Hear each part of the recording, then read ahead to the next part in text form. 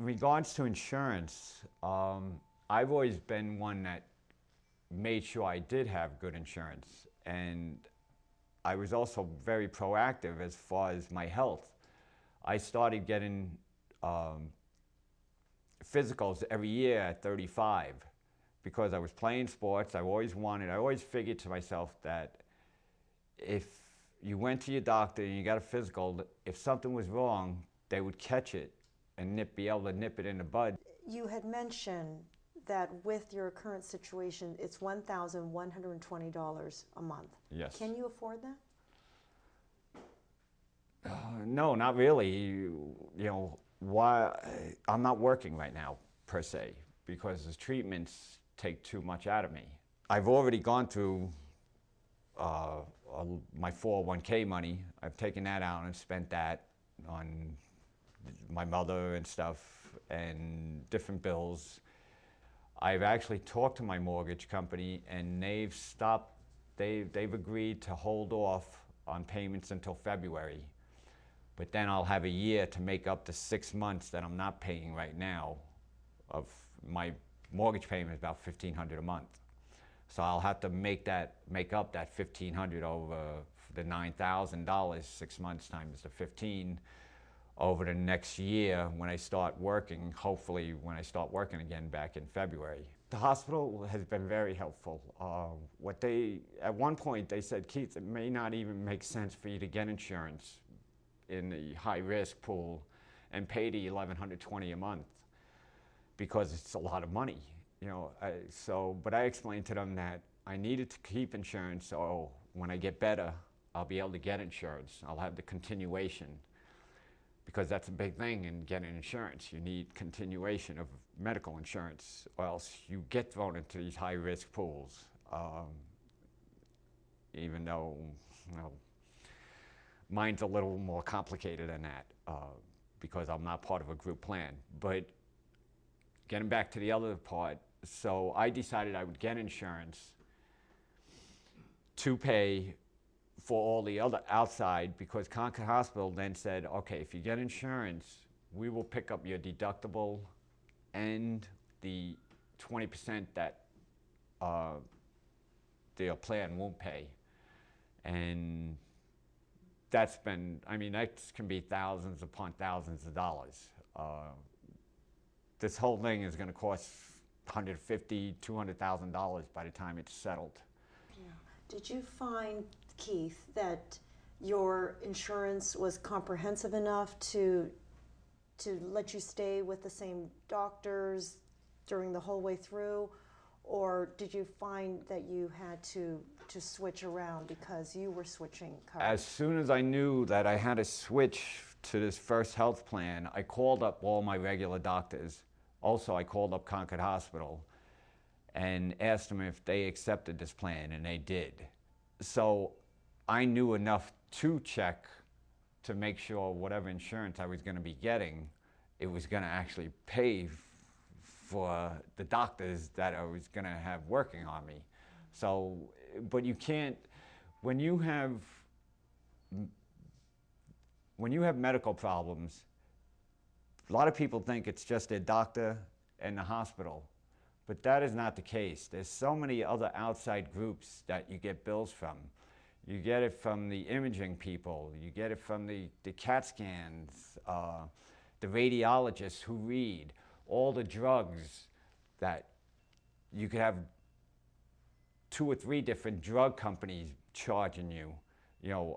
It's not the drug, it's the labs. The 2 or 3 different labs that are doing the test, and then you have the radiologists who are reading the test, or the different types of doctors. So it isn't just straight doctor hospital. There's many other bills that come in. So you really don't know. You could have 5 different doctors or bills for one treatment that you had, and you don't even know who the other 4 are. But they touch base and they submit a bill, and you don't know for sure if they will accept your insurance until they actually submit. I look at this, my whole situation, and I have to rely on myself, my physical ability to try to rise to the occasion, it's scary. It's scary, you know. And it was, I've always done everything myself. And it was hard even asking my friends, you know,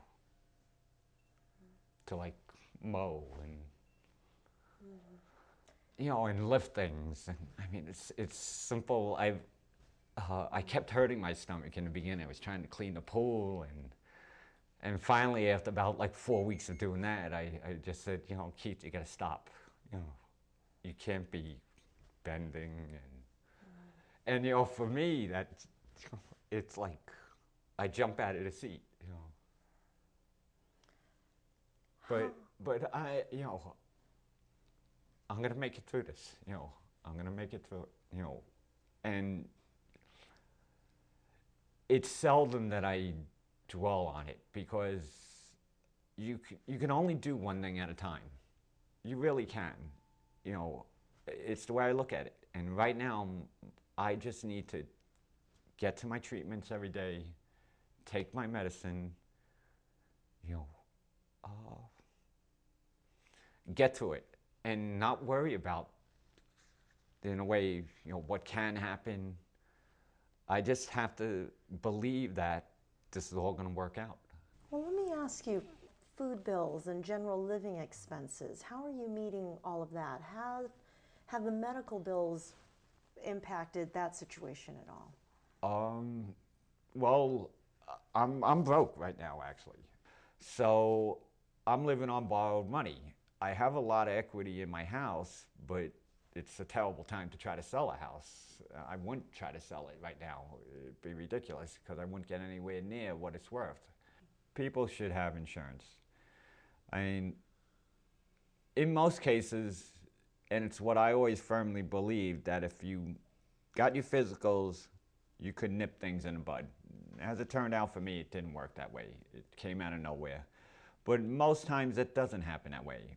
People are either out of shape, which I've only been once, I think, in my life. I was always proactive on that. But they can catch things before it becomes huge surgeries. And if people had that medical insurance, we'd be better off. What about your future? You're a fighter. You want to make it through this. So you've gone through retirement savings. And also you're using your credit cards basically Yes. for day-to-day living. What about the future? Have you thought about how your current situation impacts your future situation? Well, I hope to be capable of working full-time, and I'm going to try to get a job with a company again just because of medical insurance. I could continue to freelance myself, but I'll have to pay the exorbitant rates for insurance. And that's a lot of money. If I have to pay $12,000, $13,000, $14,000 a year, that's a lot of money you got to make just to pay your medical insurance. You can't worry about it. You can't.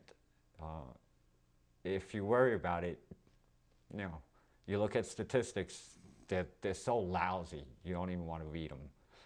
You know, you just have to believe and take one day at a time and hope everything's going to be okay. You know, if it isn't, you cross that road when you come to it. But